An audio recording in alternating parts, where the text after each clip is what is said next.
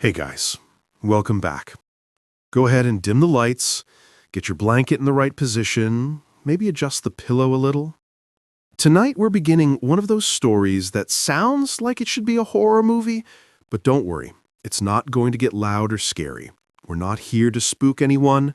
We're here to drift slowly into the strange, quiet corners of history, where things don't quite add up, and everyone just sort of shrugs and says, well, that's weird. So, let's talk about the hotel room that doesn't exist.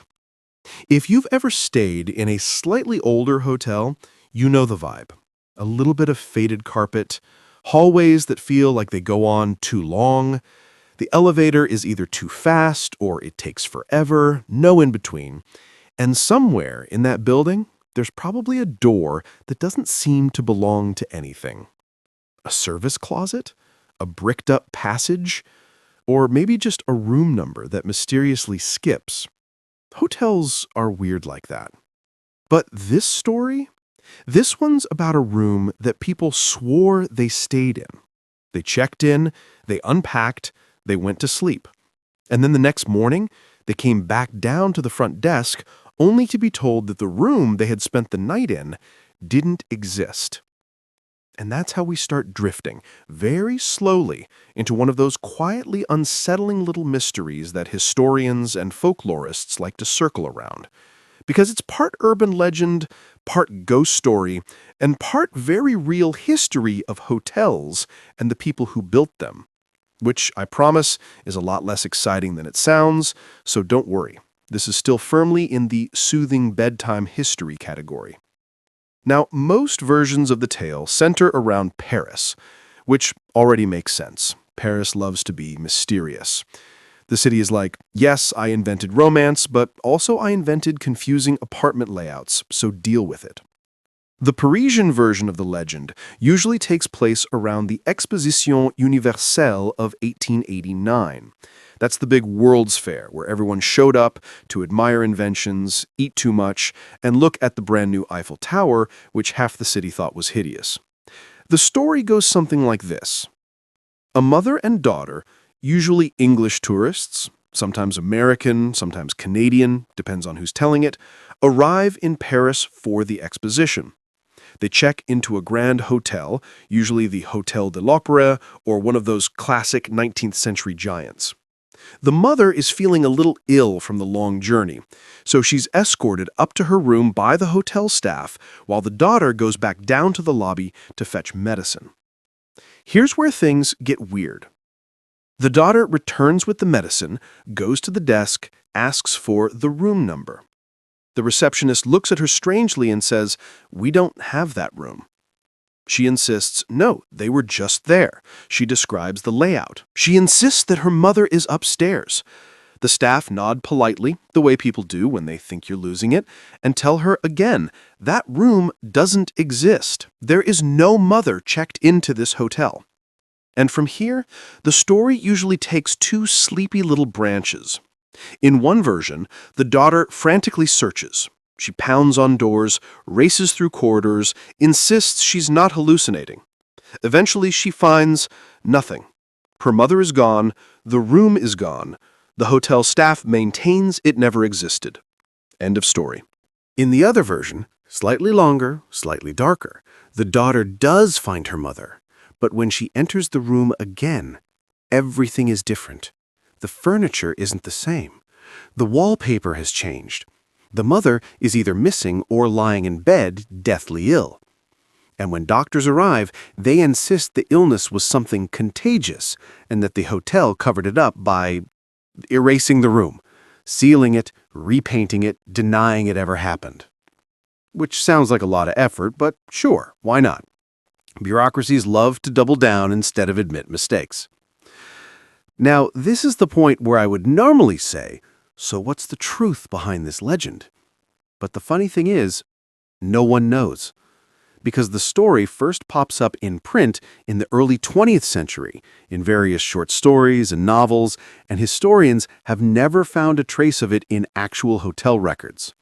There's no missing guest ledger, no scandalous Parisian newspaper headline like, Woman vanishes in impossible room, staff mildly confused. Nothing like that. Instead, what we have is this weird little tale floating between folklore and fiction. Some scholars think it was inspired by the very real anxieties of traveling in a foreign country in the late 19th century. Imagine being a Victorian tourist.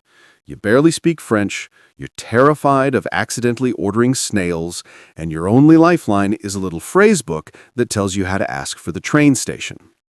So, of course, stories of people disappearing in strange hotels became a kind of urban legend shorthand for those fears.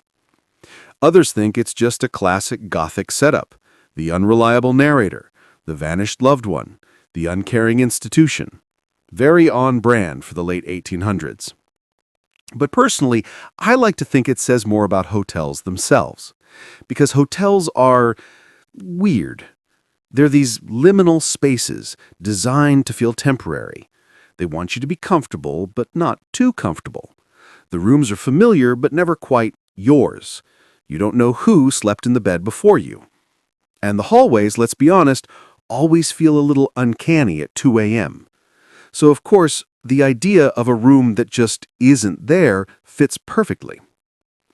Now, let's drift sideways for a bit, because this isn't the only case of non-existent rooms in hotel history.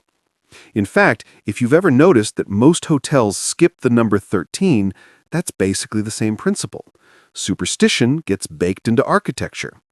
Guests don't want unlucky numbers, so entire floors get renumbered. Which means, technically, there are thousands of hotel rooms that don't exist. And then you've got all the eccentric hoteliers over the years who love to play games with their guests.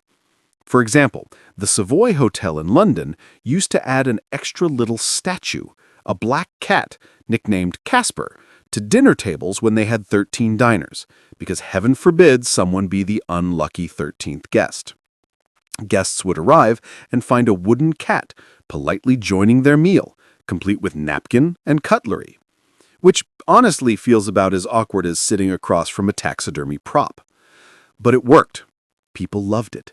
They told their friends. The hotel got famous for it. Which just goes to show, when it comes to hospitality, sometimes the weirdest stories are the ones people remember. So when you think about the Parisian disappearing hotel room, it fits right into that tradition. Hotels thrive on mystery. They want to feel like a world unto themselves, safe, enclosed, but just strange enough to be interesting. And maybe the best part of this whole story? Nobody agrees on which hotel it was. Some versions place it at the Hotel Ritz, which opened in 1898.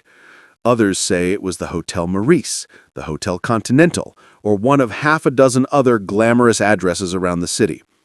Which is pretty convenient, because if you're a hotel owner and someone says, "Your building once erased a guest's mother from existence," you can just shrug and say, "Must have been the other place down the street." Anyway, we're not done with this. We're just getting started. Because once you open the door, pun very much intended, into stories of disappearing rooms and strange hotels, you realize there are dozens more waiting quietly in the hallway. From New York skyscraper hotels with ghost floors to rural inns that swore they never rented the room you just slept in, the theme repeats over and over again. But let's not rush. Let's take this slowly, because this is supposed to be relaxing.